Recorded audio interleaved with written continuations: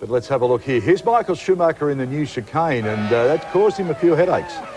Yeah, I mean, Monza's a beautiful circuit, and as you know, I love it. But, I mean, they've already got a silly chicane after the start-finish line, and I'm really not a big advocate of adding chicanes to circuits. I mean, there's got to be a better solution. I don't know what it is, but I just don't like chicanes.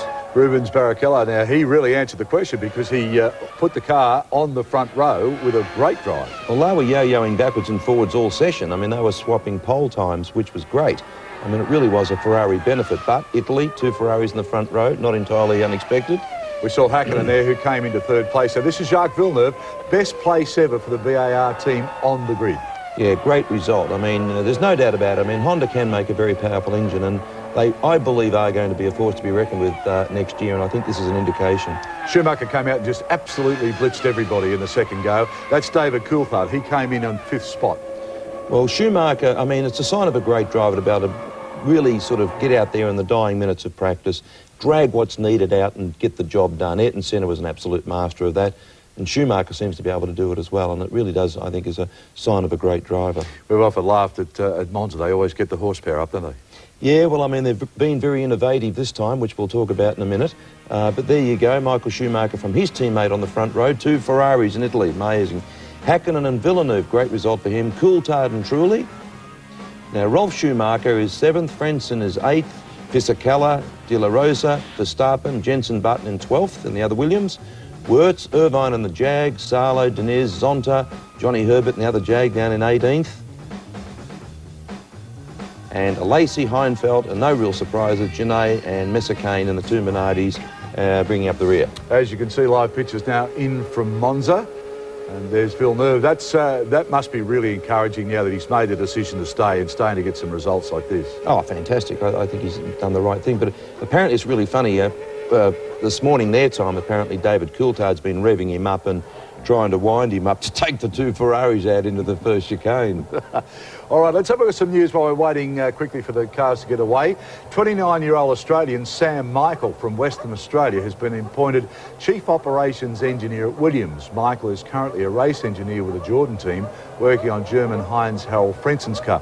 Now, Frenzen's said that he made the difference when this kid went over to Jordan. He was really happy with him. They'll miss him, and a big asset for Williams. Oh, absolutely. Well, I mean, Williams have had terrific success with a lot of Aussies. They're very partial to them. Max Mosley, never out of the headlines, has reacted to the attempted coup by Formula One team bosses to have him removed from the presidency of the FIA by announcing that he will stand for re-election. The president of the Formula One's governing body had previously said he would stand down from the post at the next election after spending 10 years in the job. But now the 60-year-old lawyer has said that he will again put himself up for re-election next year as long as he has the support of the majority of national motoring organisations that comprise the FIA. He hasn't been the most popular figure with some teams. Well, that's true, but there's only about 3 or 4. I mean, it's all very well and good having the support from the national bodies around the world, which he has, but I think he's also got the support from the majority of the Formula One team owners. There are several, and I believe that Frank Williams is one of them, perhaps, that have had a few differences with him, but I think on the whole he doesn't do a bad job, to be honest. Now, Ferrari, they've come up with a novel idea to try and close the performance gap to McLaren by refrigerating their fuel. Cooler fuel contains more oxygen, resulting in cleaner combustion and an added 4 brake horsepower. Cars can also carry more fuel if it's refrigerated, allowing them a more flexible pit strategy. But any advantage gained from the innovation is likely to be short-lived. The FIA plan to introduce fuel sampling and check temperatures from the US Grand Prix onwards. I don't think that's a bad idea. I think that really and truly, OK, 4 horsepower, you're talking 700 horsepower. I mean, I don't know whether they're really going to notice 4 horsepower, maybe on a long circuit like Monza. But then if they do it, everyone else will have to do it. And why? You know, it's probably just going to require more equipment, more aggravation, more personnel. Something else to police. Yeah, exactly. And I don't have any problems with them, you know, outlawing that at all. I just don't think it would benefit them. And finally, the 20-year-old Australian James Courtney has won the prestigious British Formula 4 Championship with 2 rounds still remaining. Courtney has qualified fastest for the penultimate round to be held later tonight at our time, Alton Park. So that is just amazing. Now, do you think he'll go to Formula 3? That's where I'd like to see him go. He's won the World Go-Kart Championship several times. He's now gone in and blitzed them in Formula Ford, which is a really difficult championship in England. It's one of the toughest championships. He's gone in there and won it in no uncertain terms. I'd love to see him now get in a competitive Formula 3 car. Pretty exciting stuff, isn't it? All right, well, here they go now. They're coming up to the grid, so we'll cross over now to Murray Walker, the voice of Formula 1, and his sidekick, and a good bloke too, Martin Brundle.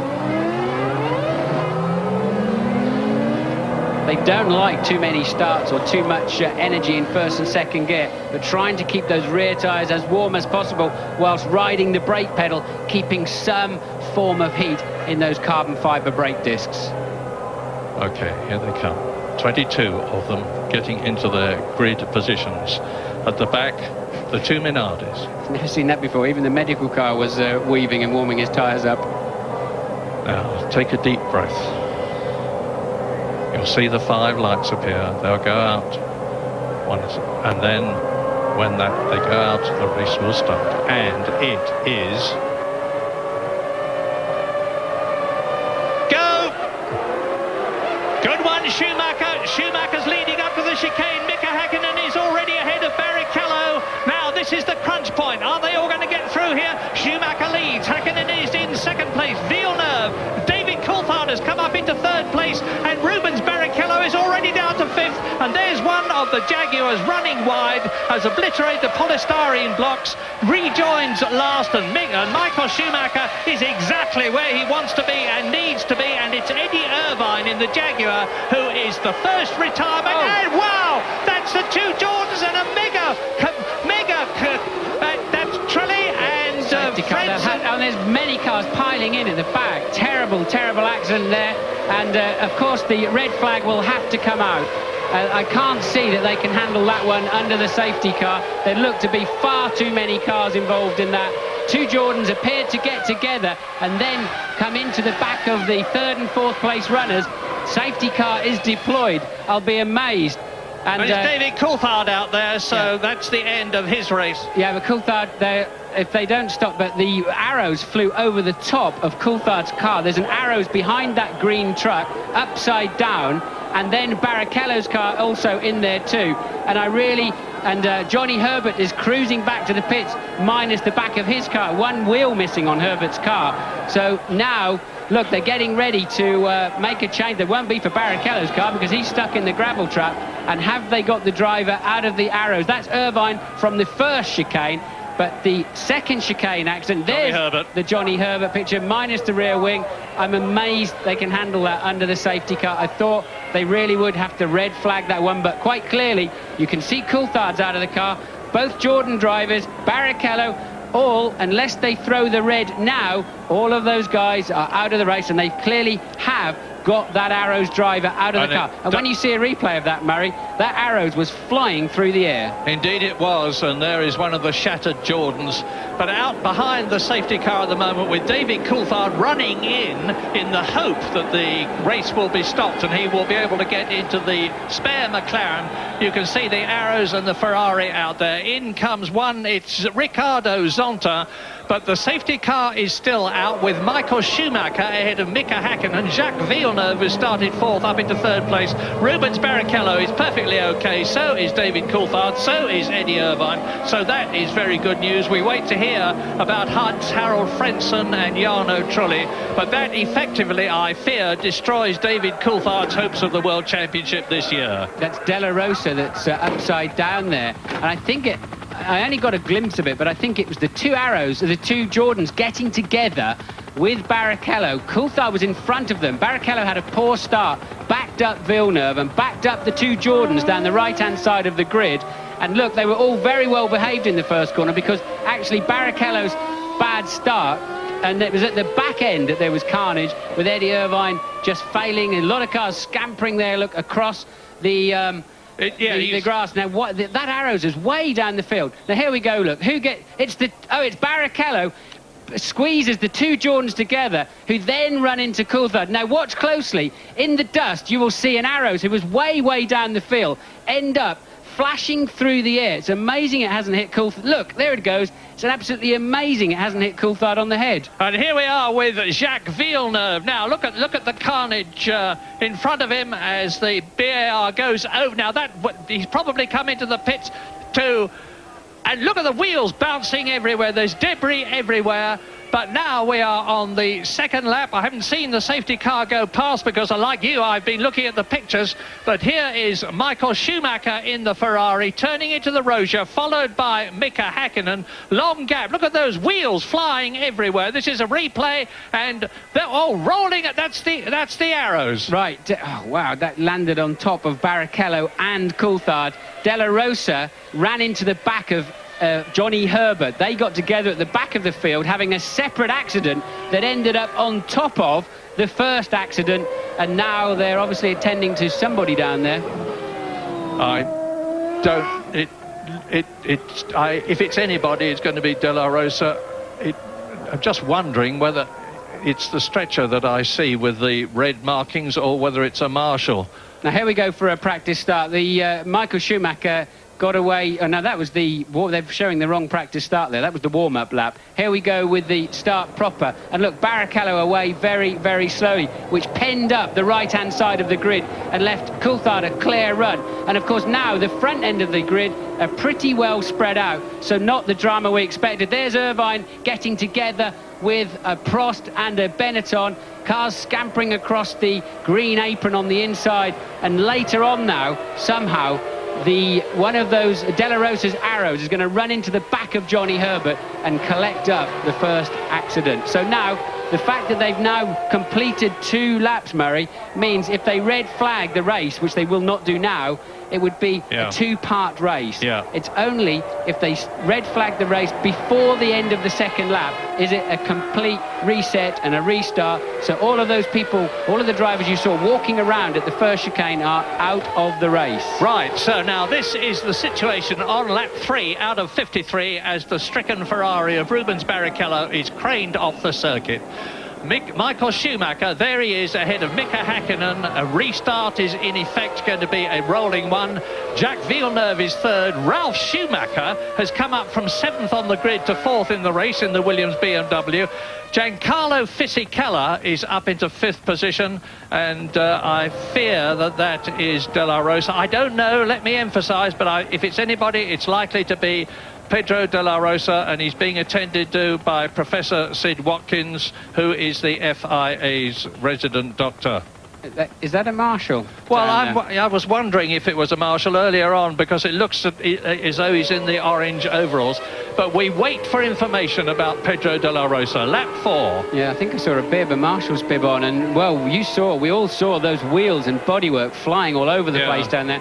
And that is exactly what the drivers were talking about here. It happened more at the second chicane than the first, but it's 2 enormous sprints down to 2 very tight chicanes.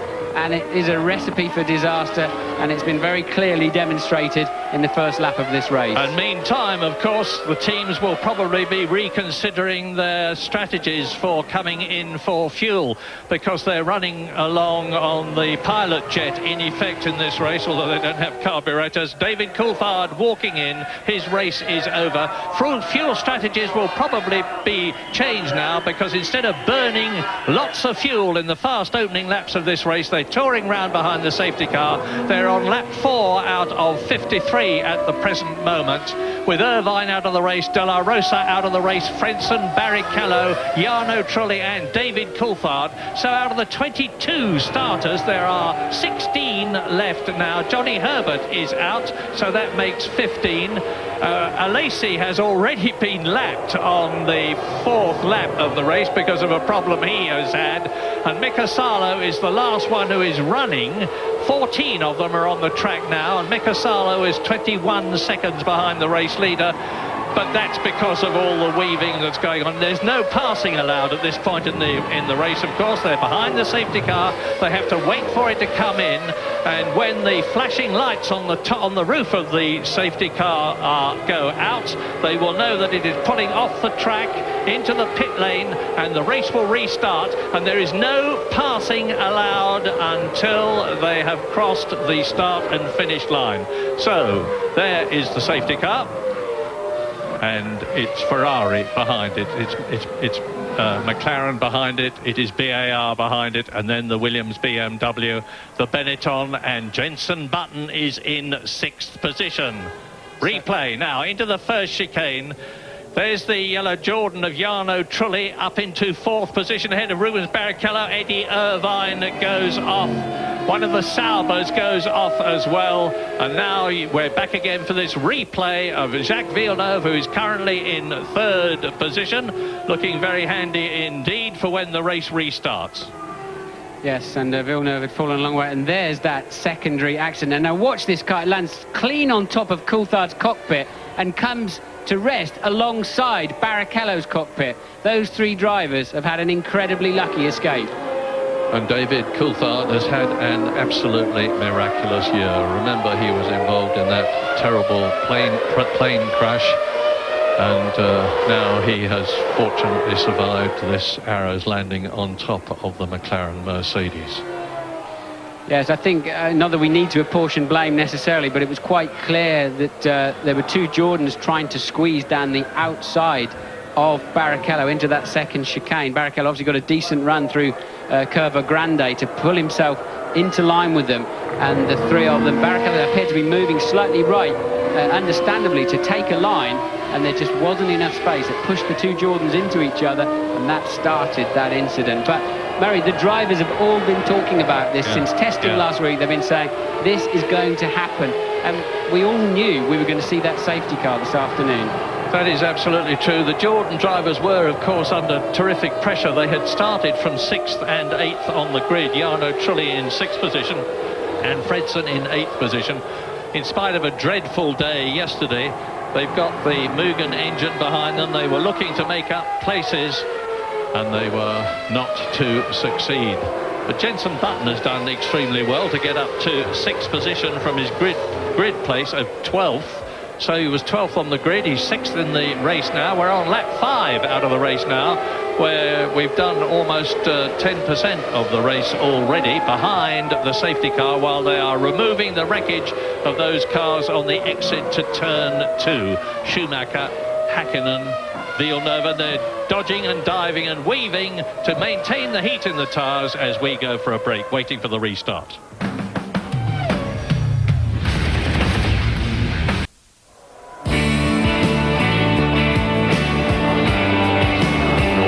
Drivers, and we're now on the 7th lap out of 53, and you can see there is still enormous activity. This is the exit to the Rogia, which is the second chicane as they accelerate away towards Lesmos. Of course, we had that very long shot from a high camera of a man, we assume a man beside the track. It appeared to be a marshal. We hope he's okay. So whether he was hit by debris or whether the moment was a stressful moment or whatever, but I think the ambulance is down there at the moment to help the marshal. And Louise Goodman is with David. David, it looks like you were a real loser in that situation. It was through none of your own fault. Thank you very much. That word will stick in my head, Louise. Thank you. Yes, you're right. The worst scenario for me. It just happened one corner later, really, than maybe we all expected an incident. I made a great start. I was really pleased with the way that went. I knew Jarno was behind me. I made it quite clear I was covering the inside going into the second chicane. Talked to him afterwards, and he said he wasn't going to go down the inside, so everything was looking good. The downside, of course, is the concertina effect, and then I think Heinz triggered off an incident and took us all up. Probably the last thing you want to hear, but this is really disastrous for your World Championship, isn't it? Yeah, that's it, finito. It's always fancied racing in America, though, so I'm looking forward to Indianapolis. And, realistically, it's going to be very difficult if both Michael and Mika finish this race. If they don't, then it's the same as we came here, so it might still be possible. But as we speak, then try again next year. Thanks, David. Well, bless you, David Coulthard, for being as calm, cool and collected, not only about the accident, but about the fact that your World Championship chances, sadly, seem to have been exploded.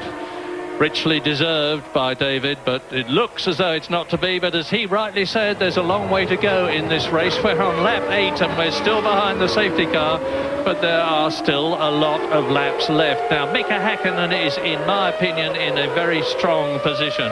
And car 17 there is Mika Salo's Sauber. He's come in from 12th position and is clearly out of, looks to me anyway, as though he's out of the race. You can see he's been in for nearly half a minute now, and certainly his race is effectively finished. I think it could well have been Salo tripping over that first corner incident with Irvine, but we haven't spoken much about Jenson Button. He's up there in 6th place. He's really gained. He's kept his nose clean through all of that aggravation. And Ralf Schumacher 4th in the Sister Williams. But 3 either former or current Formula One world champions, 1st, 2nd and 3rd. We're going to a short break.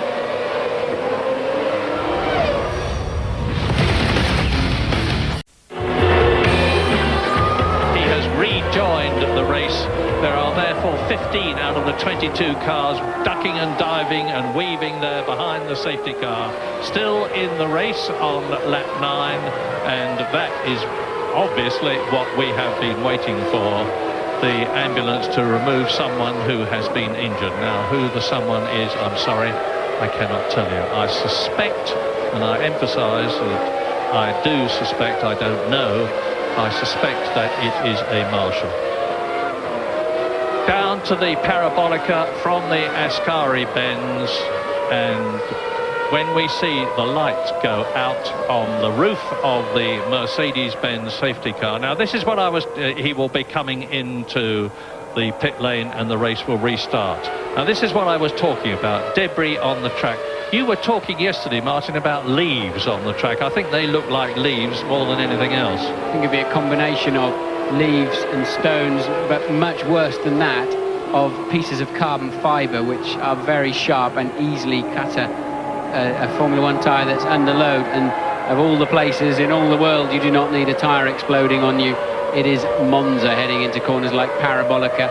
And what happens on these high-speed circuits, initially the tyre grows a little bit when it has a puncture because it's getting so hot and you don't feel the immediate effect, and then the tyre bursts and throws you off the road. So what we've been waiting for, the cars are now cleared, the ambulance is clearing the circuit. No news yet on the safety car coming in according to the screen here, but just to let you know, out of the race are Johnny Herbert, David Coulthard, Jarno Trulli, Rubens Barrichello, Heinz-Harald Frentzen, Pedro De La Rosa and Eddie Irvine. So it's Michael Schumacher leading the race behind the safety car. I notice Schumi keeps giving the safety car a bit of a prod along. Hurry up. And we're hearing from our pit team that the drivers are complaining about the amount of debris still remaining on the racetrack. Yeah, very, very worrying indeed for them. They've seen what happens, and of course there is a situation now where quickly as the safety car is going, and it's going jolly quick, it's got I think a 5.4 litre V8 engine in it, and it doesn't half stomp along, but even so it's crawling as far as the Formula One cars are concerned. There is always the danger that the tyre temperatures will go down, as a result of which the grip will not be as good, and as a result of which too the ride height of the cars themselves can be altered, and that can be a major problem for them. So we're now, or just about 1/5 of the way through the race. I'm just racking my brains. I cannot remember the safety car in a race being out for as long as this, because this is the 10th lap out of 53 that it's been out. So look, get the positions in your mind for the rolling start that's going to happen. The Scarlet Ferrari in the lead, of course, is Michael Schumacher. The silver and black car behind him is Mika Häkkinen. There's the mainly white BAR with the Honda engine of Jacques Villeneuve. The white and blue Williams of Ralf Schumacher is in 4th place. Giancarlo Fisichella, who has had 2 massive crashes in the last 2 weeks, one but in the warm-up for the Belgian Grand Prix 2 weeks ago, and one here at Monza in testing, is in 5th position. Jenson Button, the second Williams, is in 6th position. Only one constructor has got 2 cars in the top 6 at the moment, and that's Williams. Alexander Wurz, the Austrian, is in 7th place in the second Benetton, ahead of Jos Verstappen, who went extremely quickly in the warm-up this morning. Mark Genet is 9th in the Minardi, ahead of Nick Heidfeld in the Prost, who is in 10th position, followed by Mazzacane in the Minardi, Deniz, Zonta, Mika Stalo, who has rejoined the race, and Jean Alesi, who is running last and has been lapped. Safety car in this lap. This race is about to restart. They're at the far end of the racetrack, so quite a long way to go yet. And now they really need to build up some speed. The pressures of those tyres need to be 17.5 as a minimum, PSI that is. I bet they're down there at 13 or 14 at the moment. The cars will ride a bit lower, the tyres will not give the grip they should, and Schumacher will be very eager. I'm sure he's going to make himself a gap now. He needs to start backing away from that safety car so he can have a sprint and pick up some temperatures. Lap 11 out of 53. And Michael Schumacher will be looking to sprint away from Mika Häkkinen. Mika Häkkinen will be watching the Ferrari ahead very closely indeed to try to get to grips with it and get through and take the lead. Jacques Villeneuve doing exactly the same thing in 3rd position, and Ralf Schumacher in the Williams BMW. There he is, coming into the Ascari curves, 4th position.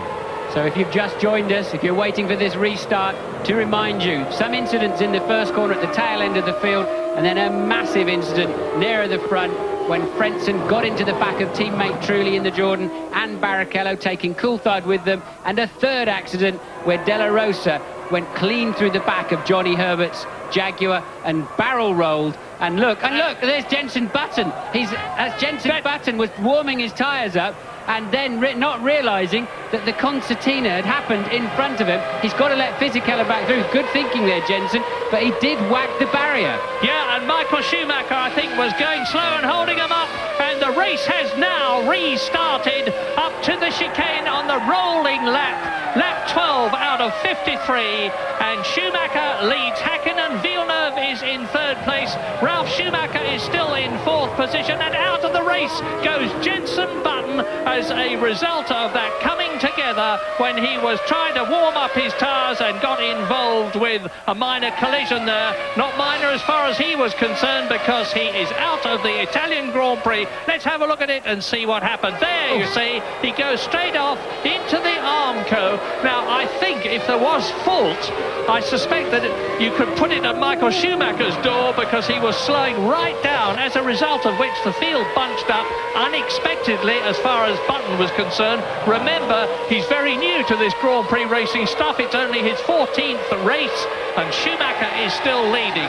Now, no signs of change at the present moment. Ferrari, McLaren, BAR, and then behind Ralf Schumacher in 5th position, it's Fisichella, and his teammate Alexander Wurz is up there, notwithstanding the fact that he's had a terrible time in qualifying and the practice sessions. Let's hope his luck changes in this race. Down to the Parabolica, they're approaching it at 210 miles an hour. Yes, I was about to say, and that green crane that just came across the front there, I would imagine is for Button's car to clear it out of the way.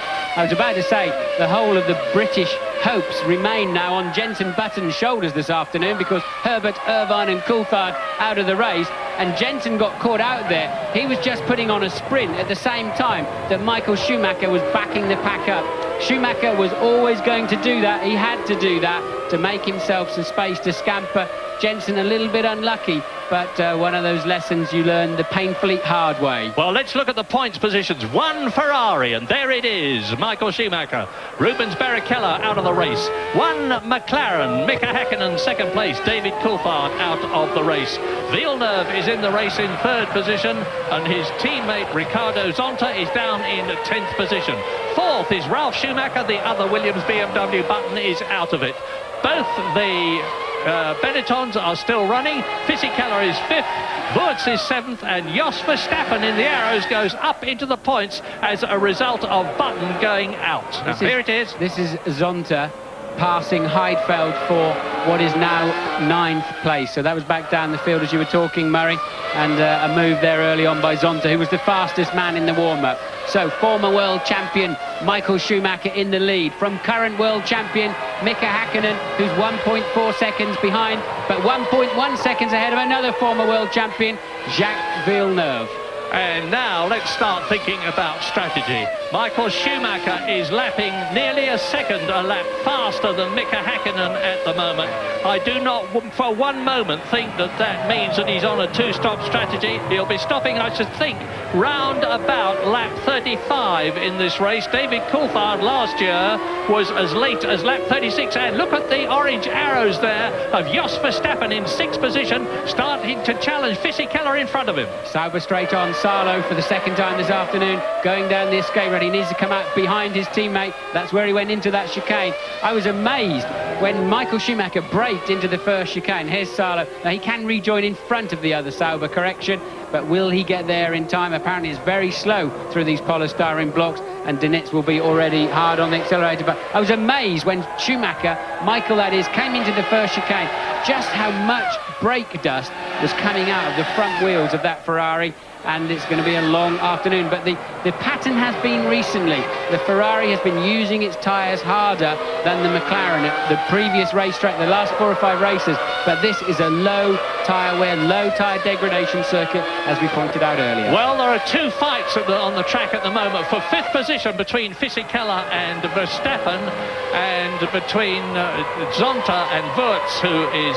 There they are, there is Zonta coming through and taking Wurz.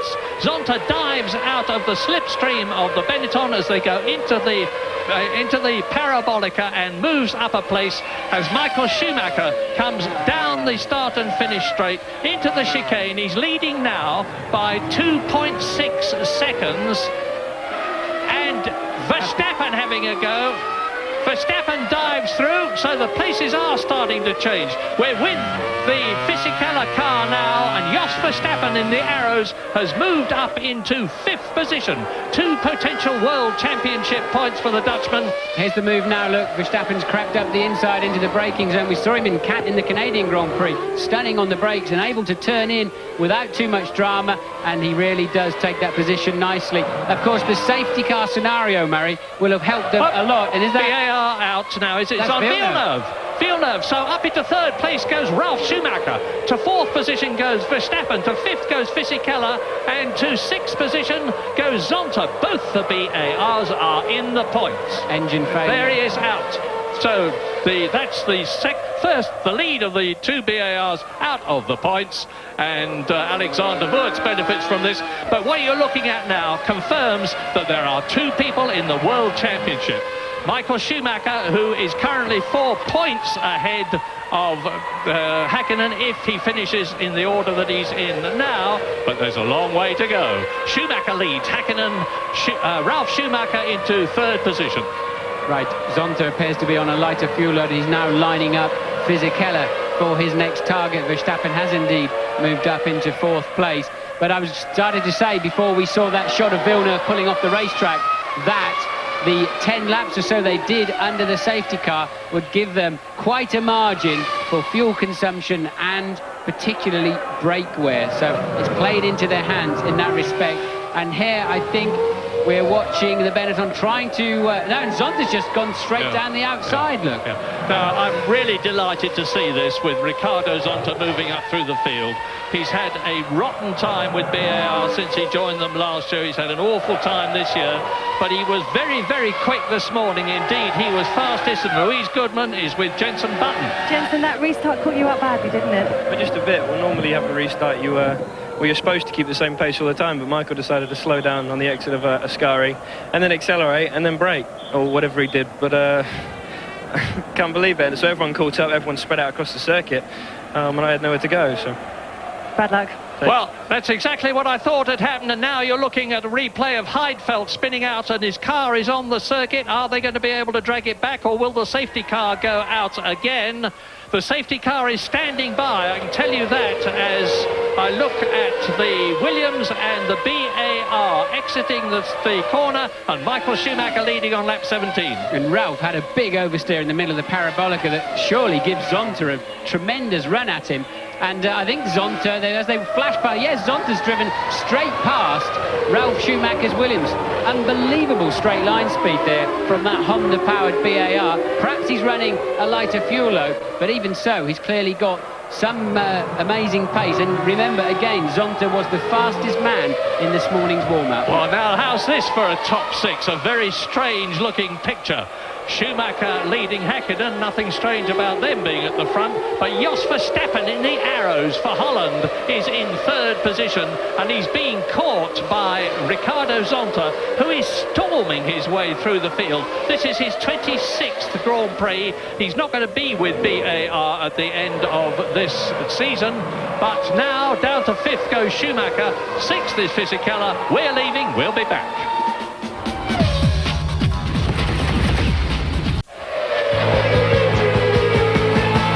AJ, as you predicted, these Honda engines, they're really flying here. He's certainly got some straight line grunt, does, that's for sure. You have a look at him. I mean, he really is not suffering in the horsepower department at all. Well, the Arrows has been quick all year, but this is the best we've seen of the VAR power, isn't it? Yeah, I mean, really, I think they're just going to get better and better because, I mean, they do, you know, the old saying, if you throw enough mud up against the wall, some will stick, and the Japanese are very good at throwing enough mud up against the wall. Let's go to Ferrari with Schumacher and Häkkinen with McLaren. Now, if they finish 1 and 2 they are the way they are now, that would still give Häkkinen a 2-point lead. Yeah, and it just means then if Schumacher wins the next Grand Prix and Häkkinen finishes second again, he then takes the lead by 2 seconds. So it really is, I think, going to be good for the championship. Well, I mean, this race is so critical now, and I mean, it's a long way to go yet, and the attrition rate's been unbelievable. The Minardis will end up in the point the way they're going. Back to Murray. And Jos Verstappen is not a man to be intimidated, a very gritty, determined Dutchman, and being in the position of standing on the step of the podium is something that he has only enjoyed twice in his life before when he was with Benetton. He's not going to give up easily, but Ricardo Zonta, driving like he's never driven before in a Formula One race, is pushing him very hard indeed. We've heard, incidentally, I'm sorry to tell you, that it's a fire marshal that was injured and taken away in the ambulance. But Pedro de la Rosa in the Arrows is okay, no problem there. Lap 20 out of 53, and the Italian Grand Prix is led by Michael Schumacher, just under 4 seconds away from Mika Häkkinen. News from James Allen. Yeah, Murray, I think Zonta's doing what Damon Hill did back in 1998. If you've got a fast car here in a low grid slot, you can put it on a two-stop strategy and make up a lot of places. In those days, Damon made up 7 places in the first 6 laps, and it looks to me as though Zonta's doing exactly the same. Probably quite a lightish fuel load. He will have to stop before too long, but the big question mark as he comes down towards the Parabolica, not this time, the big question mark now amongst the front runners who are on a one-stop strategy, Schumacher and Häkkinen, is how much fuel did they save during that 11-lap safety car period? I reckon they saved quite a bit, so it's going to extend that first stint quite a lot.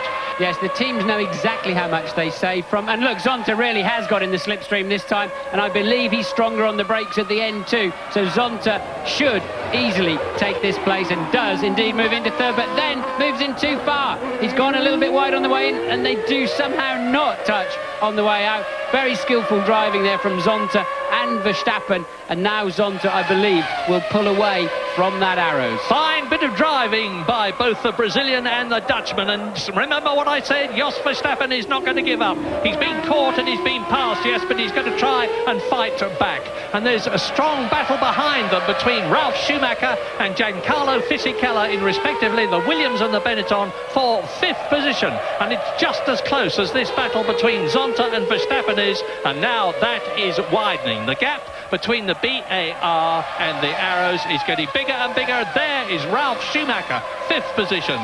Behind him, Fisichella in 6th position. Wurtz in the second blue car is therefore in 7th place ahead of Marc Genet, who has got Mika Salo right with him. Yeah, the tail enders, the ones we always do the sob stories about, the teams at the back who try hard but can't get results because they don't have enough money. They love days like this. This is their chance to score some points. The reality is, if nothing special happens, 2 Ferraris and 2 McLarens take the first 4 lots of points. That leaves a 5th and a 6th available for the entire rest of the pack, and with Williams and Jordan and Benetton being such strong cars, the tail enders very rarely get a sniff of a World Championship point, and today's the day. And remember that the man you're looking at, Michael Schumacher, is 6 points behind Mika Häkkinen, second in this race in the World Championship. If Michael Schumacher finishes ahead of Mika Häkkinen by being first to Häkkinen's second, he will have closed the gap quite dramatically.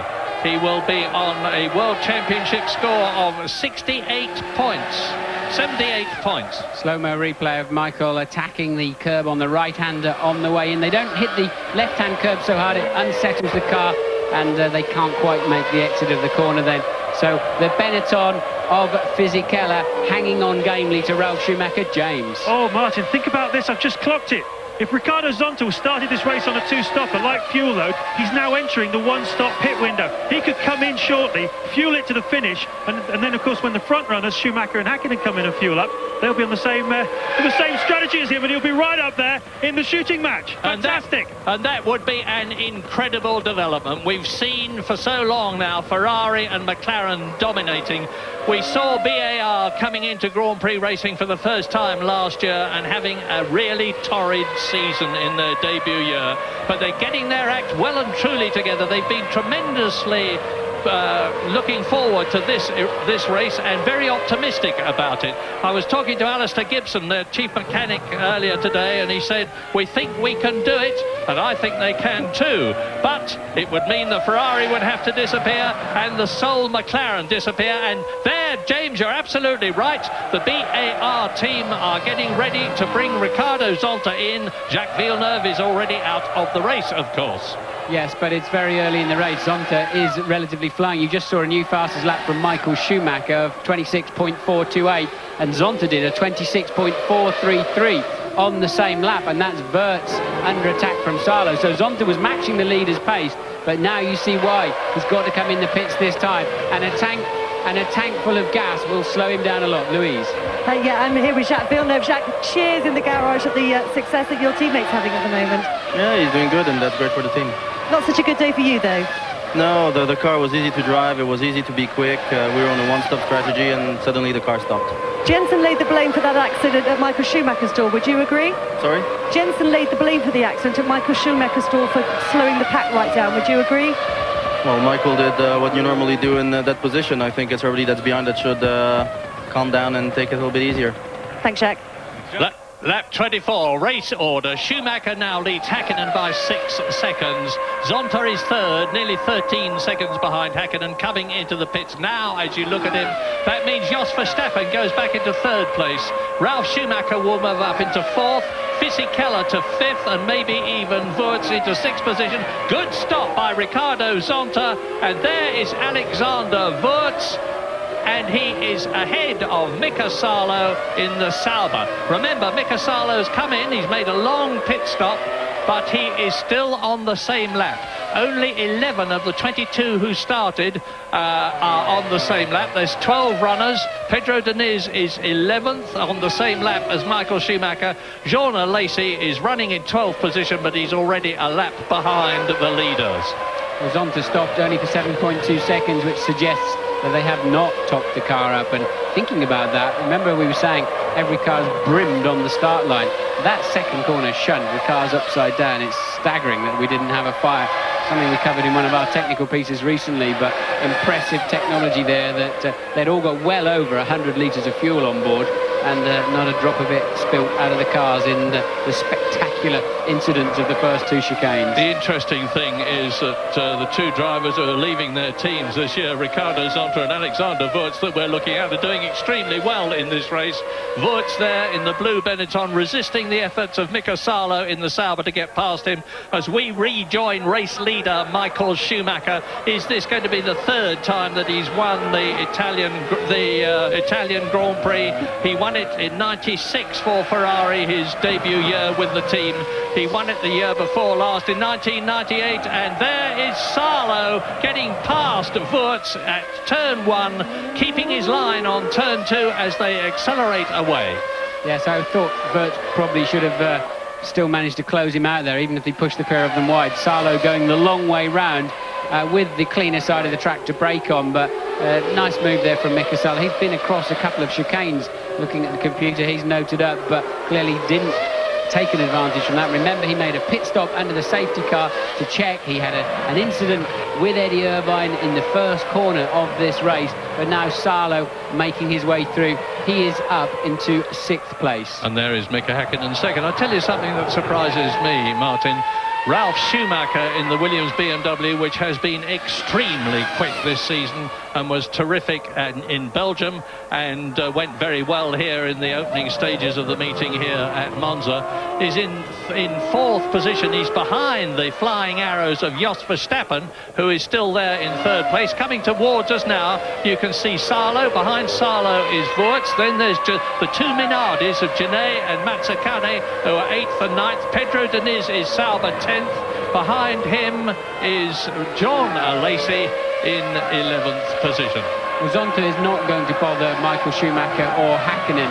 He is now effectively running last but one, having made his stop. He's got a very fast car, light traffic on the circuit because of those retirements early on.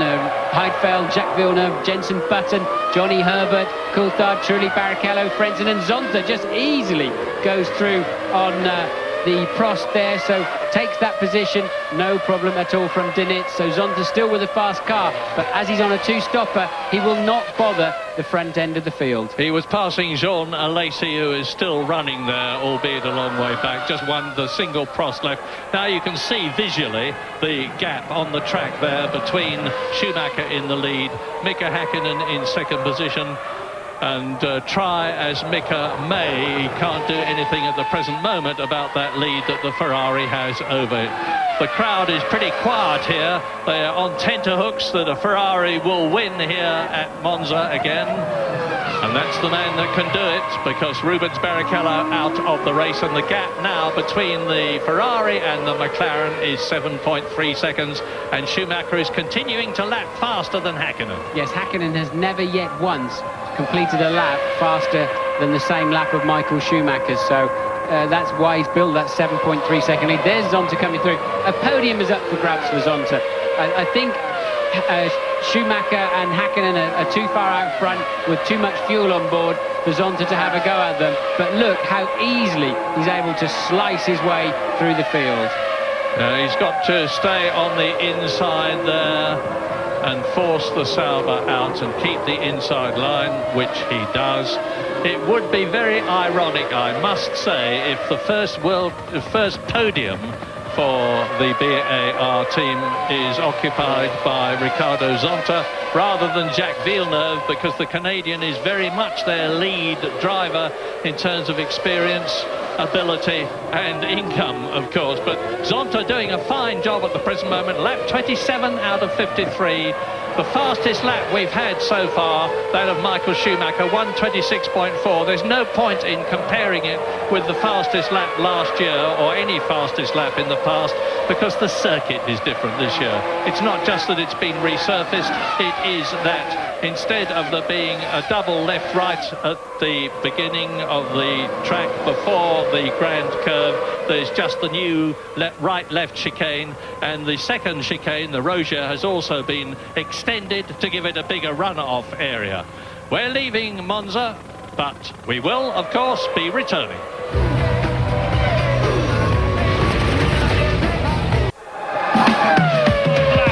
And he would have been able to do it. Nevertheless, a podium still possible. This can be a lot of work for him. Not being cynical for a second here, Murray, but he's getting himself an awful lot of TV for Honda, of course, on their 200th Grand Prix. But onto the front, the leaders, I reckon Michael Schumacher's got less fuel on board than Mika Häkkinen. I reckon Michael's going to stop before too long, next 2 or 3 laps, and I think Häkkinen's going to go about 3 or 4 laps longer on the stint. We're entering a very, very interesting phase of the race now. Yeah, Zonta is indeed getting a lot of TV for Honda, but you get what you deserve in this world, usually, and he certainly deserves it, and so do they. Michael Schumacher, lap 30, is 8 seconds ahead of Mika Häkkinen, and although we haven't seen anything of the orange arrows of Jos Verstappen at the present moment, it is looking at the present moment, provided he can finish, that he's going to be on the podium, because he is in great shape. But will he finish? He's already had 8 retirements this year. This is the 14th Grand Prix of the year 2000. And you saw Zonta there pulling away, and now you look at the Sauber and Jean Alesi in the Prost, that very, very gallant French Sicilian, who will be continuing, we hope, with Prost next season, and they, we believe, are going to have Ferrari power in 2000. New fastest lap then for Michael Schumacher. Remember, we said tyre degradation virtually nil. but as the fuel load comes down and down, the track cleans up, rubbers in even more, despite the running through the weekend. Michael Schumacher now on a 26.00, well over half a second faster than Mika Häkkinen. The lead now up to 8.5 seconds. Alesi, I couldn't quite work out why he was around De Nitz, because he's not racing him really. He's actually a lap behind already before this, which seems as if it's a scheduled stop, Murray. Yeah, the most Grand Prix by any Formula One driver, Riccardo Patrese, 256 of them. This is Jean Alesi's 181st Grand Prix. He's driven in more than any other current driver, including, of course, Michael Schumacher, who crosses the line now. He is into his 32nd lap. He's still got to come in and take on fuel and tyres, but all the time the gap between him and Mika Häkkinen is increasing. Now, if Schumacher wins and if Häkkinen is second, the gap between the two of them in the World Championship, with Mika Häkkinen still in the lead, would be reduced to 2 points, with 3 Grand Prix still to come. And Indianapolis in America, that we're looking forward to so much, in 2 weeks' time. Then to Suzuka in Japan and Sepang in Malaysia on October the 22nd. It's going to be a real cliffhanger of a World Championship. Yes, blue flags are out already for Mazzacani to tell him the lead Ferrari is bearing down on him. Yeah, I suspect the Italian marshals will not be at all slow to show blue flags to anybody that's in the way of Michael Schumacher and Ferrari. It's done on computer mostly, the information to them. There's a line every 200 metres, a centre every 200 metres of this racetrack, and the computer works out the relative positions of all of the cars, and then a little blue dot comes up on a screen, and then the information is given out to the marshals by radio. Mazzacani is still ahead of the Ferrari, but Schumacher should clear him easily without cost down the pit straight. The star of the race for me is not only really Zonta, but more so even Verstappen, up there in third place, 18 seconds behind Häkkinen, and he clearly has got quite a fuel load on. And look, the Mazzacani is not making it at all easy for Michael Schumacher, and they both lost time. That was pathetic driving there. Yeah, and no indication of irritation or annoyance or anger from Michael Schumacher. He sort of metaphorically shrugs his shoulders and says, what can you expect? And on he goes. And there's confirmation. Look at this replay. Now, Mazzacani should have yielded by then. He'd been shown blue flags, but he held on until the very last moment, forced Schumacher wide, and into the pits comes Jos Verstappen from third place. Now, Ralf Schumacher, as I say that, goes through into third position, but of course he has not stopped. Indeed, Jos Verstappen is the first of the current top 6 to stop for more fuel and tyres. This is lap 33 out of 53. Not a bad stop there. I think they probably would have liked another second off of that, but Verstappen was 6.1 seconds ahead of Ralf Schumacher when he made that stop. He has stopped relatively early, but he will surely get to the end of the race with that fill-up. Yeah, and you're looking at it's moved up. Fisichella has moved up into fourth position, and Alexander Wurz is continuing to go well indeed as we look at the Benetton now in front of Riccardo Zonta. Now, Zonta will be moving up into the points if he can get past the Benetton. I have absolutely no doubt that he will do so, because his last lap was 0.6 of a second faster than that of the Austrian Alexander Wurz in the blue Benetton. We're on lap 34. Well, there we have it. Finally, Häkkinen has gone faster than Michael Schumacher, 0.3 on that previous lap, and that is not including the time that Michael lost negotiating and being extra cautious around Mazzacani's Minardi. So Mika has pegged the gap at 8 and a bit seconds, and now just clawing it back slightly. And Jos Verstappen there, ahead of Pedro Diniz, is down to 8th position. So this race is a long way from being run. Mika Häkkinen starting to speed up, only 0.3 of a second, but every 10th counts. The gap at the present moment between the leaders, Schumacher and Häkkinen, 8.5 seconds on lap 34 out of 53. And Riccardo Zonta has a look from behind the Benetton. The door is firmly but politely closed in his face by Alexander Wurz, and into the pits comes the Minardi of Marc Genet from 9th position. Now, he was about 2 seconds behind Diniz. He was 16 seconds ahead of Mika Salo. Salo in 10th position. And here is Michael Schumacher thundering down the straight into the chicane to take and pass Jean Alesi, who has already been lapped. Yes, and I think I saw Jean doing the right thing, just getting off the racing line. If you're that far behind, you don't make the race leader go down the dirty line of the racetrack. You blend in and let him go through and save yourself both some time. And Alesi doing that. Zonta getting out of shape under braking, losing a little bit of ground there to Wirtz. So Zonta then, as you can see, lost quite a lot of ground through Ascari, just locking up the rear slightly on the way in and having to correct the car. Well, let me tell you a bit about Ricardo Zonta. He lost 4 races last year when he crashed in practice for the Brazilian Grand Prix and hurt his foot quite badly, had to recover from that. But this is a man who has been test driver for McLaren, and he may well go back to being test driver for McLaren next year. Now that Olivier Panis is going to be driving for the BAR team next year, he is their current test driver. And then Zonta was Formula 3000 champion and the Mercedes-Benz GT champion, so he comes very highly recommended.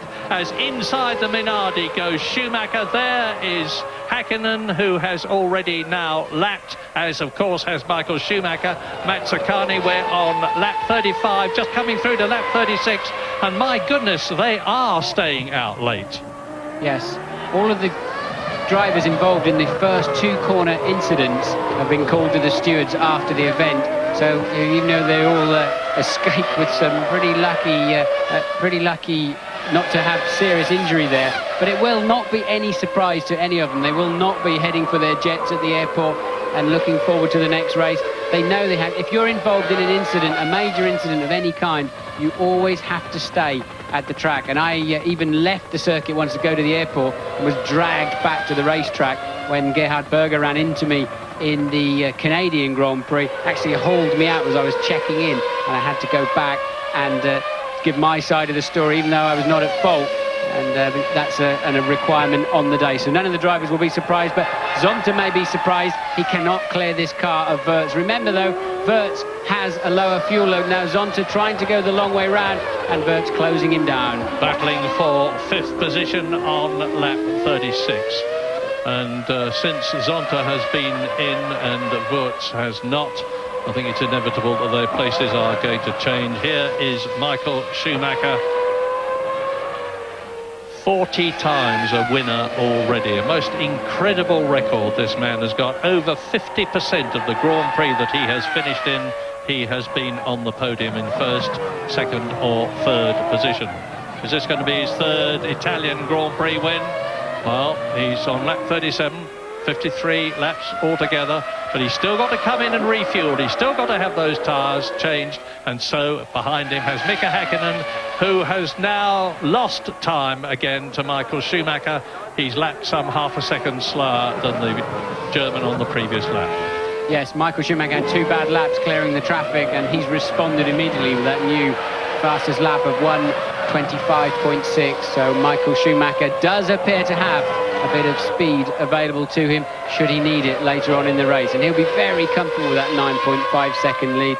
There's nothing Häkkinen can do with the size of his fuel tank, and that's Zonta in for actually the 3rd time this afternoon. In the murky depths of my mind, I remember seeing a BAR with a punctured front right. I think he pitted under the safety car earlier, and we know he's pitted once for fuel already, so he did a short middle stint. Now he refuels to the end of the race. And Jos Verstappen goes back into the points. You probably saw the arrows. Oh, very short stop. Very short indeed for Ricardo Zonta. And Verstappen is back into the points in 6th position. 5th is Wirtz, 4th is Fisichella. Both the Benettons in the points. Ralf Schumacher in the Williams BMW is 3rd, but has yet to stop. Mika Häkkinen 2nd, yet to stop. Michael Schumacher that you're looking at now, leading by nearly 10 seconds and pulling away from Mika Häkkinen, but yet to stop. Yes, and while you were reading those times from the screen, Mary, Michael Schumacher leaning heavily on the side of the racetrack through the second Lesmos there. He really is putting the hammer down at the moment for some reason. He's just done a new fastest first sector of anybody in this motor race so far, and he, at this point in time, wants to increase his lead for whatever reason. And we know that they've given Häkkinen a mixture sign. lean up the engine, I would assume it means, and try to run a little bit further, but I can't see Häkkinen being able to go much further than Michael Schumacher before they have to stop. Remember, they're stopping so late because they would have used a fraction of the fuel in those 10 or so laps behind the pace car. Well, two men for the Ferrari are leading this race. One of them, Michael Schumacher, who's driving it, and the other is Ross Brawn, their master English tactician, who is sitting in the pit lane there, reading the race and calling the shots and talking calmly to Michael Schumacher. The two of them worked together at Benetton when Michael Schumacher had his World Championships in 94 and 95. And Ross has clearly divined something which is telling him, making him tell Michael Schumacher to speed up a bit. And the something could well be that Mika Häkkinen, for instance, has just done the fastest first sector of all. We're going to keep an eye on this gap. It's just under 10 seconds at the present moment. Race leader there, Michael Schumacher, is on his 39th lap. So there are 14 laps to go. He will come in, he will take on comparatively little fuel to keep the car as light as possible, to give it the maximum performance. Less weight to brake and stop, less weight to accelerate and get going again. And there, the Minardi running very wide indeed, with Mika Häkkinen coming up behind Mika Salo. That is Marc Genet, who is in 10th position. This is a replay. The Sauber going through, and Genet rejoining the track in front. Now, it's irrelevant whether he's going to be penalised or not, because in fact he's 1 lap behind them. Yes, he's yielded too. He's let the Sauber go through, which I think was the smart move. He quite clearly saved a position there effectively, but they're at the tail end of the field, with clearly, of course, Mika Häkkinen some time, and he's already now 10.5 seconds behind Michael Schumacher. There's the Ferrari team. They're getting ready to bring Michael Schumacher in on the 39th lap out of the Parabolica. Down to you, good and early, James Allen. Yes, it's all looking very tidy indeed for the Ferrari team here. There's no tension at all. They're all pretty relaxed. I think they're going to go about this in not a leisurely way, but they're going to not make any mistakes and get back out again. 10.5 seconds is a good margin here. Häkkinen, of course, will take the lead, but we expect Häkkinen in shortly. Well, Mika Häkkinen has gone through, and there is Michael Schumacher exiting the pit lane. Where is he in relation to Ralf Schumacher? There is the new race leader on lap 40 out of 53. Now, James forecast, and rightly so, that Mika Häkkinen was going to be staying out 2 or 3 laps longer than Michael Schumacher, so we expect him to come in round about lap 42. But meantime, he's in the lead, and of course, Michael Schumacher has got a lot of traffic to carve through, because tail-enders have gone through, following Mika Häkkinen, who has at minimum lapped them. But now, on the 40th lap out of 53, it's the Flying Finn at the front of the Italian Grand Prix at Monza. He has never won this race, and you just caught a flash of Michael Schumacher there. He's down to well down, because he's just got ahead of Mazzacane, who is in 11th position, but had been lapped. So Michael Schumacher is stretching away from the Minardi. Lap 40 into the Ascari curves. Well, remember, they're already 39 laps into this race, so they'll all be, or should be, very short pit stops. In fact, 7.2 was relatively leisurely, really, for the amount of fuel that's got to go into the end of the race. Michael Schumacher, I think they were cautious. There's a couple of seconds I think they could have had they have chosen to do, but that 10.5 second lead, we now know exactly why Michael Schumacher put that 3 or 4 lap sprint in after having trouble through the back markers. Obviously his pit stop was imminent, and he needed to ensure he had a comfortable margin over this man Mika Häkkinen, and I can't see any reason why Häkkinen can take that full amount of 10.5 back, but I think he'll have some of it, Murray. Yeah, so do I. Let's just remind you, in case you've only just joined us, what happened at the beginning of this race to decimate the entry. Eddie Irvine ran wide in the Jaguar and went out of the race at the first corner, but much more importantly, a gigantic collision involving David Coulthard, Jarno Trulli, Rubens Barrichello, Heinz-Harald Frentzen and Pedro de la Rosa took all of them out. And I'm glad to say that none of them were hurt. Very damaged motor cars, of course, but that reduced things. Then Jenson Button went out when Michael Schumacher slowed the field so much, waiting for the safety car to pull off, that there was a minor Bent Button had to run wide and hit the Armco, so out of the race he went.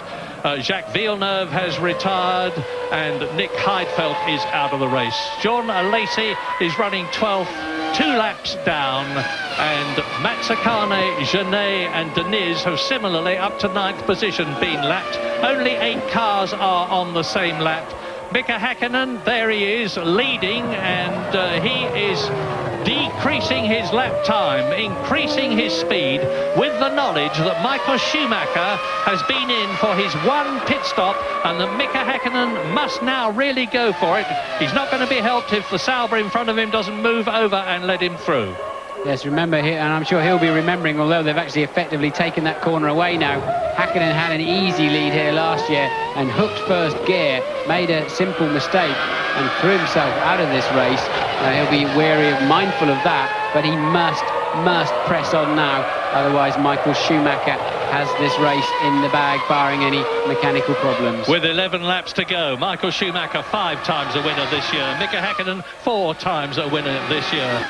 But Mika has been absolutely mega in the last 4 races. He won in Austria, 2nd in Germany, victories again in Hungary and Belgium, and out go the McLaren mechanics to get Mika Häkkinen in for his stop as the Finn exits the Ascari curves, goes at 210 miles an hour down towards the Parabolica. Slows down to 110, accelerates away. He will dive into the pit lane now, and this stop is crucial. James Allen. Yes, this is going to be very interesting. Schumacher's stop took 21 seconds total lost time. That's how much time he lost when he came in. Here comes Häkkinen, and he will be around just 5 or 6 seconds down on Michael Schumacher. If he can get out of here, stationary time of less than about 7 seconds. It's very fast by McLaren, a lovely stop. He'll be about 5 or 6 seconds only down, Murray. Now, let's have a look. There is Schumacher, and in the background you see Häkkinen exiting the pit lane as Schumacher dives past the Prost and puts it between himself and the 2nd place man now, Mika Häkkinen. So it's down to the last few laps. They're on lap 43. It's a 53-lap race. They've both completed their single pit stop for fuel and tyres, and it's down to the 2 top drivers of the day. Double world champion Michael Schumacher, 1994 and 1995. Double world champion Mika Häkkinen, 98 and 99, trying to become one of the very few people who have achieved 3 successive world championships. Alexander Wurz into the pits from 5th position. Nice stop. It didn't take on very much fuel, so he's out in just 6.1 seconds stationary period on the tarmac. So Schumacher, now he's coming up to Marc Genet to lap him again. Marc Genet, the Spaniard in the Minardi. Now look back and you should see Mika Häkkinen. Yes, there he is, exiting the Ascari bends again behind Mazzacane. And again Mazzacane, as he delayed Michael Schumacher, is delaying Mika Häkkinen, who gets through on the inside. Yeah, well, pathetic having used the same word of the same driver twice in the afternoon. I mean, what is he up to? It's not difficult to see here, long enough straights. Not like there's any blind corners and a lot of hedges in the way, is it? But Häkkinen there, he was already further behind Michael Schumacher than I expected to see him coming on that straight down towards the Parabolica, but that certainly fixed it, and I don't see any pace that Häkkinen is going to have to close that gap as Ralf Schumacher comes in. Really, he's not the last of the front runners because Fisichella is just behind him too. 4th place man Fisichella in the pits too. 3rd place man at the moment. There's Fisichella just squeezing in front. A good stop there for the Williams team again in the 6s, and that puts Ralf in good shape. Can Zonta and Verstappen do anything about it? And is that Benetton running? I don't think so. Well, already Ralf Schumacher driving for Williams BMW in a season that they both expected to be a pretty poor one, because it's BMW's first year back in Formula One since 1953. Fisichella spinning his wheels. This is ruining his chances. Yes, what they'll have to do is start it up in gear and drop it off the jack if they can, but it's not that easy because the jack will go down the pit lane with the car if they're not careful. That is very, very difficult problem to sort out. It's stuck in gear. He clearly cannot find neutral. They need to start it up. Look, they're turning the tyres with the starter motor. It's going through the system and they cannot get that engine to fire. And we've already seen Johnny Herbert when he was with Benetton sprinting out of the pit lane with the jack still attached to him. Fortunately, disconnected. But this is terrible news for Giancarlo Fisichella. He's losing points. Now he's got to hit the neutral button, and now he should be able to pull a gear and away. So what happens, he stalled it, and he stalled it again. He's lost the clutch. So Fisichella, they're unable to get away, and he's got to hit the neutral button within a couple of seconds while there's some residual energy in the system, and clearly he's not able to do that. Well, and this is something, of course, you can't practice for. They can practice to replace a nose and a wing, and they can practice, as they do, until they're blue in the face, to replace tyres and refuel, but you can't practice for this. And Fisichella is staggering out of the pits. He just manages to engage a gear, and remember, there's a mandatory speed limit. But now the order is on lap 55, and you watch this replay of Fisichella saying, for heaven's sake, start me, start me, start me. But the position's on lap 45 out of 53, coming towards us, race leader Michael Schumacher, who is now 11 seconds ahead of Mika Häkkinen. Ralf Schumacher looks as though he's going to retain that third place ahead of Jos Verstappen. Alexander Wurz is fifth in the points. Ricardo Zonta, we're going for a break. The Sauber as he exits that now notorious first chicane. A lot of people forecast problems, and we certainly had them. And Mika Häkkinen is through on the lap behind him. Michael Schumacher closing up. He's going to go through, and it's a nice, polite bit of driving. And Schumacher has got clear track ahead of him. He's got the Sauber between him and Mika Häkkinen. The gap is still 9.2 seconds.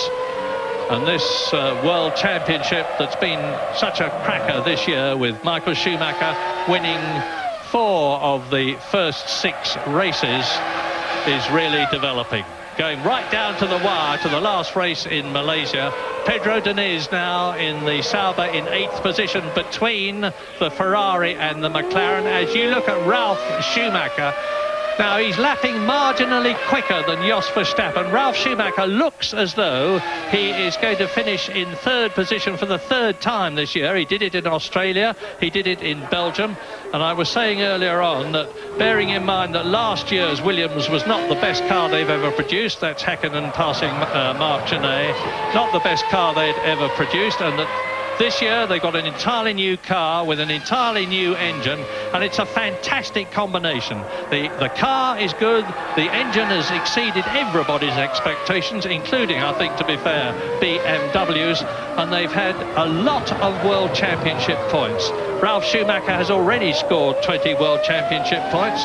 His teammate Jenson Button, a terrific introduction to Formula One racing, has scored 10 World Championship points, and the result is that Williams are 3rd in the Constructors' Championship.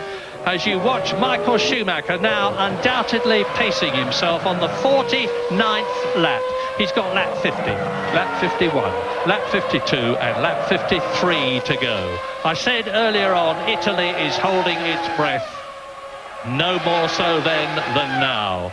If Michael Schumacher wins and Ferrari win again, which is not something they've done all that often at Monza, which to Italy is what motor racing is all about, the whole of Italy will erupt. They literally ring the church bells in Italy when a Ferrari wins. They could be tolling them again this evening.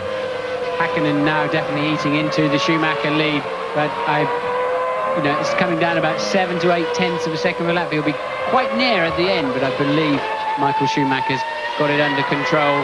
Can't see any problems, and there's the sign that Häkkinen's about to see. You need binoculars here to see your pit board. It's such a long way away from the side of the racetrack, and that gap is now down to 7.6 seconds. So, of course, the information Häkkinen gets, unless they tell him over the radio, it's always a lap wrong, out of sync, really. But now down to 7.6 seconds. That was Häkkinen's fastest lap of the race, and he is homing in on Michael. He can put as much pressure as he can, trying to force a problem from Michael, or his brakes or something like that.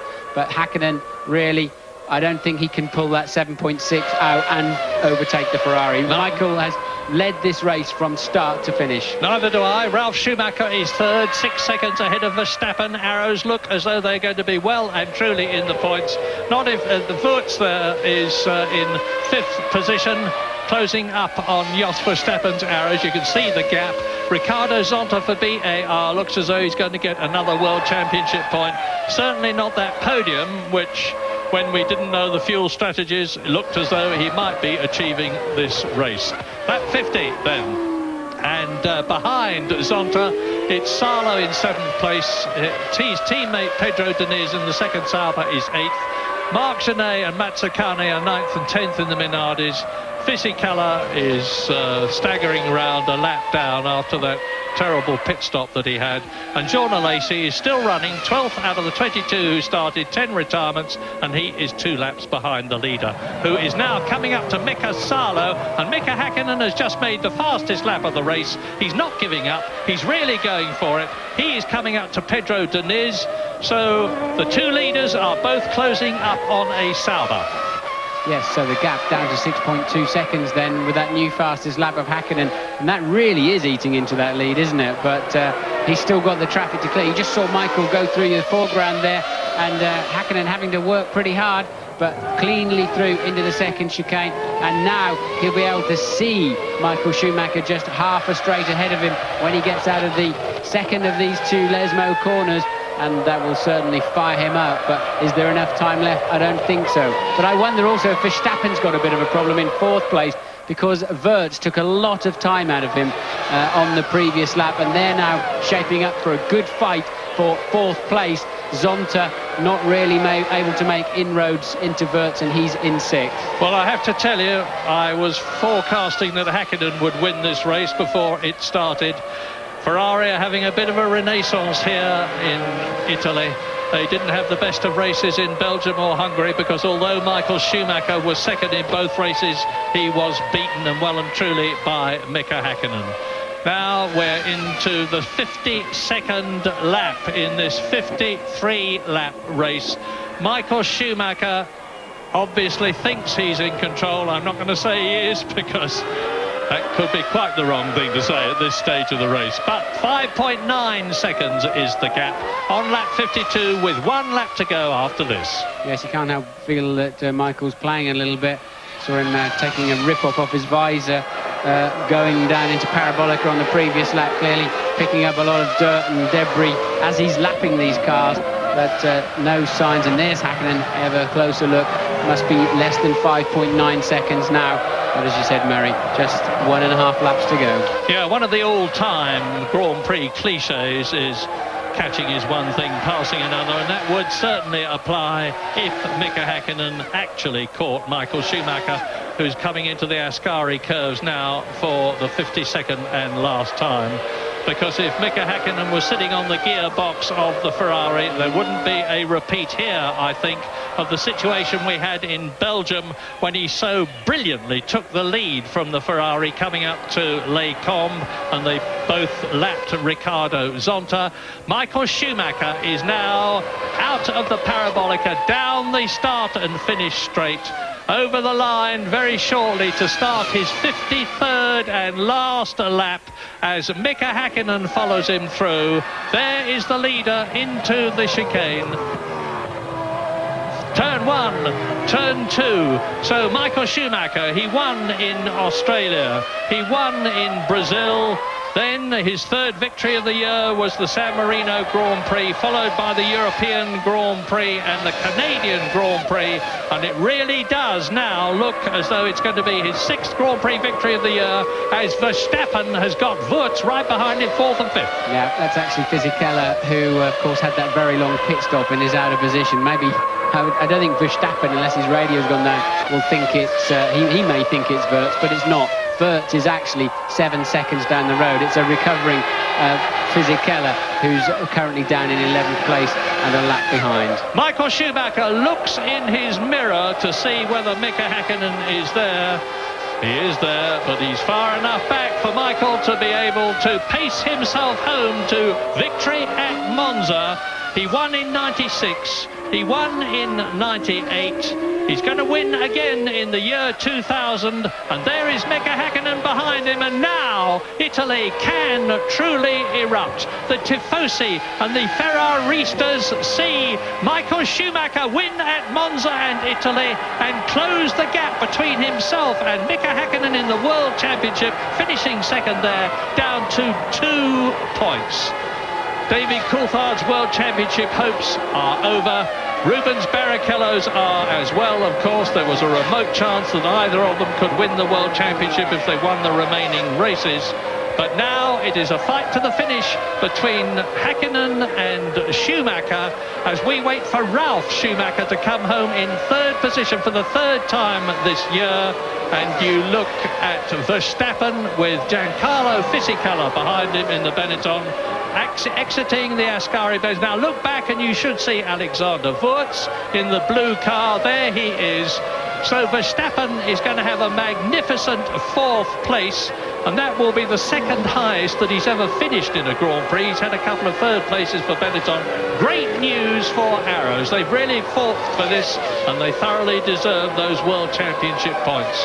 Schumacher Michael wins. Häkkinen Mika is second. Schumacher Ralf is third. Verstappen Jos is fourth. Wurz Alexander is fifth. And Ricardo Zonta gets that World Championship point for BAR. Mika Häkkinen now 2 World Championship points only ahead of Michael Schumacher. He was 6 points ahead when this race started.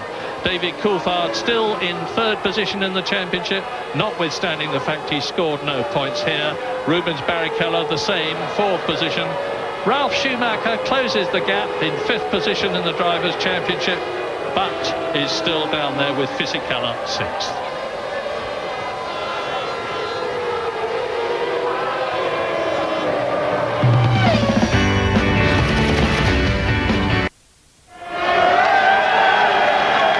Welcome back. Well, here's a replay just happened a few seconds ago of Schumacher getting out of the car. Look at his emotions running high. Very important race for them, Daz. I mean, really and truly, he had to win this race to keep his championship hopes alive. He did it in great style. We now go down to the line, really, with only a couple of points separating him and Häkkinen. It's certainly going to be really interesting these next couple of races coming up. Well, for Ferrari, I mean, the one to win is Monza, isn't it? I mean, oh, yeah. Fantastic. But, I mean, that'll just... you know, as far not that they have a budget, Ferrari don't even know the meaning of the word a budget, but in terms of sort of getting the momentum going for when they need it to carry that fight to Häkkinen, couldn't have happened at a better time.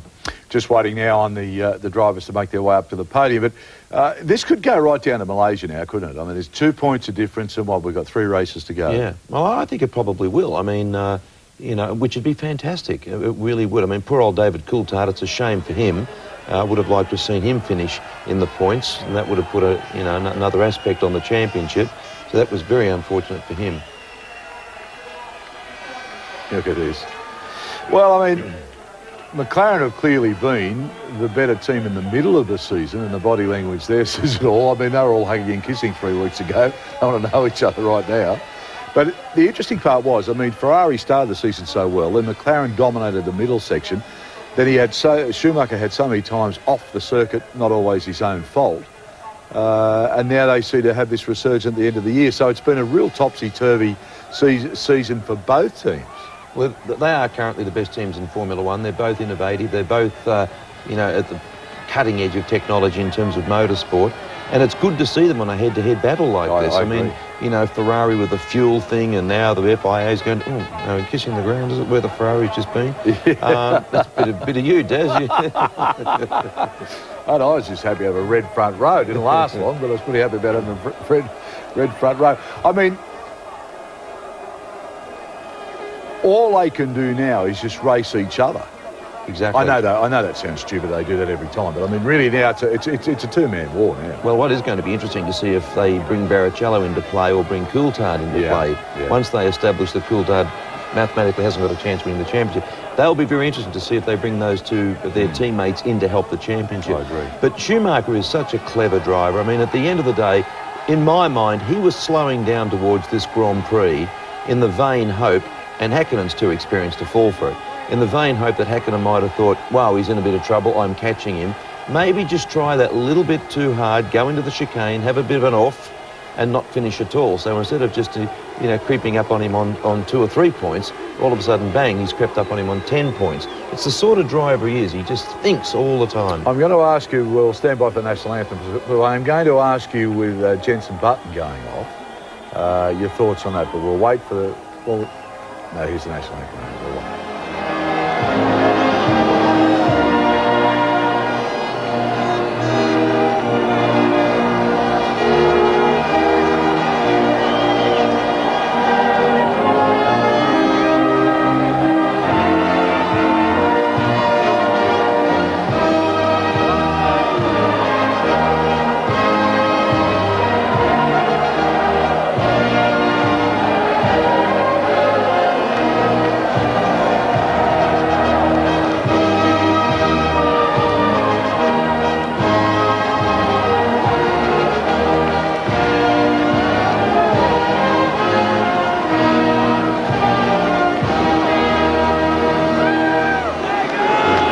Absolute sea of flags. Look at the atmosphere here. That huge flag that's there every year, I love that. I mean, that's just massive flag. There's the Constructors' anthem, which I love.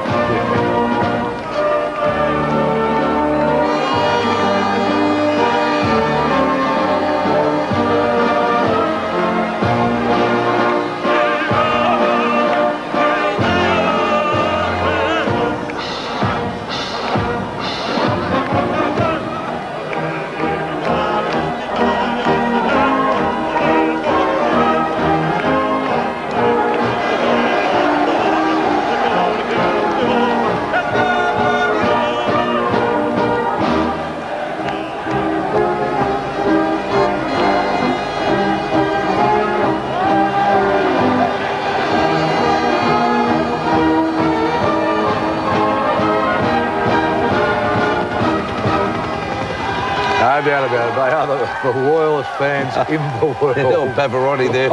Unbelievable. I just love it. John Top with a tear in his eye too. All right, now, very quickly while waiting for this, when he slowed the pack down on the restart, he did nothing wrong there. No, he did exactly what you'd expect him to do. He had the guy who's leading the pack can dictate the speed of it. He can go as slow or as quick as he likes. And it was pure inexperience by Jenson Button. I mean, he just went for it at the wrong time. Well, Villeneuve's been pretty critical of Schumacher of late, and he just said, well, he's entitled to do that. That's what he should do. Exactly right. I mean, at the end of the day, it doesn't fall short of what happens on the normal road. The bloke behind, it's up to him to look after the bloke in front. A sea of colour, sea of reds, sea of prancing horses. Actually, Button was very lucky because he nearly took out Ralph Schumacher, his teammate, and he only just missed him. That would have been a real catastrophe for Williams. Presentation of the trophies now. What a place to win for Ferrari. There'll be a party tonight right through Italy. Well, you know the good thing about it over there, I mean, if you win, it's the car. If you lose, it's you. And there's no doubt about that. Here we go. Look at this thing. Yeah. Isn't he facing the wrong way? I don't know. Nowhere else in the world. I love it. You got your mat down, Des? And you probably go home and do that tonight. Anybody who wants to see a Grand Prix, I get asked by so many people, if you had to go to a Grand Prix, which one to go to? It's got to be Monza. Oh, well, you know, I keep on harping on about, oh, no, this place kills Monaco for atmosphere. I mean, the atmosphere is just, I mean, because they just love it. They're so passionate about it. And it's just fantastic. Look at that. Wonderful pictures and a little touch there from Häkkinen. So he's obviously just settled back a bit and had a bit of a think. Because these two are usually pretty good around each other. And Ralph has now been on the podium a few times. He's had a pretty good season. Yeah, well, 3 times in 3rd spot. But I can tell you one thing, there'll be no rest now at Modena or back in England. There'll be plenty of midnight oil being burnt to get these things. Well, there you go. There's the results. Michael Schumacher for Ferrari over Mika Häkkinen. His brother Ralph in 3rd. Joe Verstappen, good result for him. Alexander Wurz in 5th and Ricardo Zonta in 6th for a point for BAR.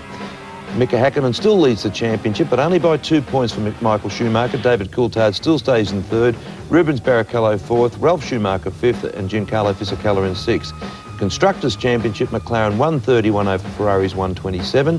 Williams 34, Bennett 20, BAR 13 and Jordan with 13. Right, we'll take a break and then we'll come back with the drivers' interviews for you on the other side of that. Stay with us.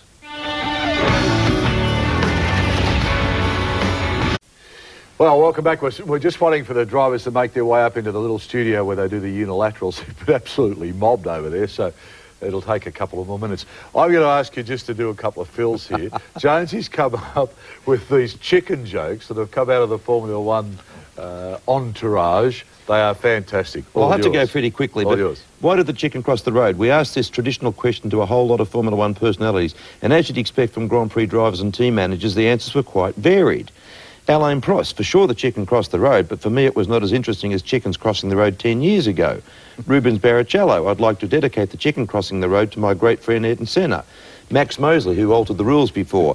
We have to find ways of slowing that chicken down and making them safer. For the reason the FIA are changing the rules that the chicken crossing roads will be equipped with special chicken bodywork and neck supports. And here's a beaut one of Mika Häkkinen, whom we've seen being interviewed all the time. Why did the chicken cross the road? That's a tough question. Maybe it's a question you'll have to ask the chicken. That's typical Mick. And here we have some from James Allen, who does the press things. Hey guys, you're not going to believe this, but the chicken's on a different strategy to the Bantams. And a very quick one, Murray Walker and Martin Brundle. Murray, and as the lights go out, it's go, go, go for the duck as it dives towards. Martin, it's a chicken, Murray. Murray, yes, it's a chicken charging to the lead, and I think it's got this race sewn up. Martin, the chicken stopped, Murray. Murray, disaster for the chicken. This will throw the whole Badger Crossing Championship wide open. I mean, it just goes on and on. And I did come from a Formula One team, which I can't tell you which one, but it just goes on. It's fantastic. Yeah, very good stuff. And, well, none of us are perfect. We'll make plenty of mistakes. But there's There'll be one out about us next week, so don't worry about that. But there's some classics there. I just love the Mika Häkkinen one. I thought that was great. We're still waiting. I'm just keeping my eye on what's coming in from Monza, and it's absolutely nothing at the moment because they're mobbed downstairs. We're hoping that they'll be here in... Well, do you want a quick one from Ron Dennis? Yeah, quickly? Ron Dennis. Cause that's okay, the objective of the poultry individual in this situation is to work towards the goal of a road crossing. We're comfortable that this can be achieved using only bipedal motional forces. We would refuse to compromise until a safe chicken arrival scenario had been achieved. That's typical. One more. Okay, David Coulthard. I was really surprised when the chicken swerved right out in front of me and crossed the road. I was expecting it to walk straight along the pavement, but it just cut right across in front of me. I think we'll need a ruling from the FIA if chickens are allowed to do this. Well, we've just been told 30 seconds to go, so Jonesy, one more. Come on, we're padding. We're padding here. Righto. Michael Schumacher. The chicken is allowed to move over. That is clearly within the rules. The chicken can make one move to defend its line, but it can't zigzag backwards and forwards across the road. What it did was quite fair and within the rules. Poor old chicken's getting plenty. Yeah, excellent stuff. All right, so they're just making their way up the stairs now, so we're only a couple of seconds away from it. But you can imagine the emotion over there. I mean, it's such an important race for them. Okay, all set, ready to go. So we'll cross now to the unilateral interviews. And Ralph Schumacher. Michael, many congratulations. It's your 6th win in the season, but you've not had one for 6 races. You've done it in front of your home fans, the Tifosi, so you must be delighted. Yeah, I think delighted is the wrong word. I have no vocabulary for anything higher than that. I'm sorry, but I'm just happy. I'm just exhausted and... yeah. I'm not sure if you're aware, but this is your 41st victory, which puts you in equal second all-time with Ayrton Senna. Do those records mean a lot to you? Yes, it does mean a lot to me. Sorry.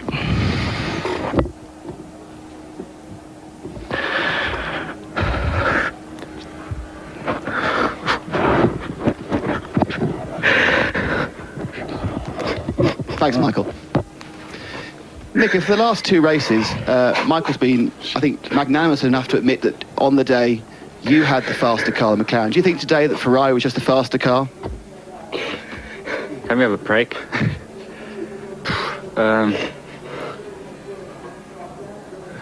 Go to Ralph. Ralph can continue. Okay, Ralph.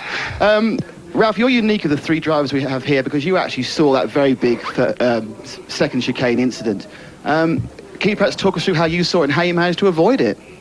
Well, basically, I just saw a lot of dust coming out and car parts flying around, and Jack and me managed somehow to go around, but it looked really terrible. I mean, well, someone was hurted as we saw, but I don't know who it was.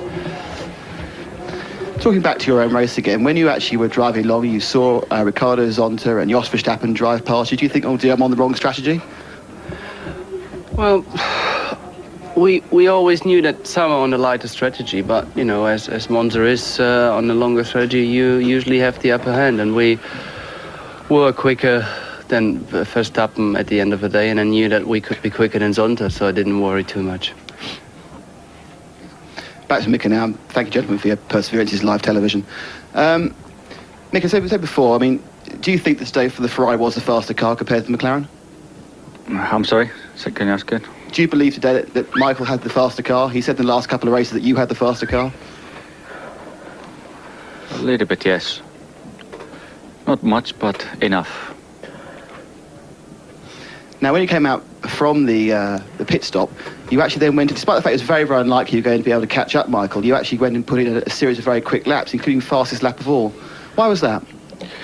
Well, we made some modifications during pit stop, and it made a balance of the car better, but not enough, obviously, and the gap was too much for Michael, so it was impossible to catch him, and also back markers was a couple of Minardis was not quite a pain, you know. They didn't let overtake so easily, so I lost maybe 2-3 seconds because of that, but end of the day that's not the excuse or anything, but and I believe that Michael did not have no reason to push maximum anymore that time, so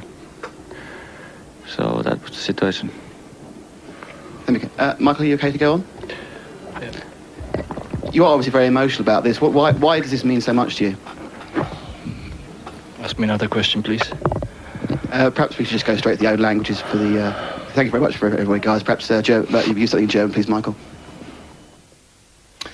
Yeah, well, I mean, talk about emotion, but I mean, you see, we all look at him as a hard-nosed professional, but behind that exterior, there's obviously a pretty soft centre that I think the Senna thing triggered him. Well, I think it's the pressure. I mean, you know, we're getting down to 3 races to go. It's neck and neck. They've been fighting all season. He has just scored a fantastic milestone, and as far as, you know, scoring as many points as Senna and victories as Senna, not as many points at this stage, but you know, it is emotional. But he did surprise me, quite frankly. Well, I didn't expect that. I thought Ralph handled it pretty well too, because I mean, he's his brother sitting down, breaking down beside him. I thought they were all going to start going there for a minute, I can tell you. Mika just passed the ball. Mika just said next. Well, there you go. It's a pretty amazing sport, this Formula One, and as I said, we all say they're hard-nosed professionals, but the pressure they live with from a week-to-week proposition is just amazing. The next Grand Prix, of course, will be a history-making one, and it'll be a very interesting race too, because it incorporates part of the Indianapolis famous oval, the Brickyard, and that's on at 4:55 a.m, Monday the 25th of September. Check your local guides. Have a safe trip to England, successful driving, and we'll see you back here, hopefully. Looking forward to that Indianapolis race. With a couple of big silver trophies or something. Well, I'll have to pinch them probably, but I'll be back anyway, hopefully. Okay, hope you've enjoyed our company. We've certainly enjoyed yours. We'll see you next time round on Night Inspired Motorsports.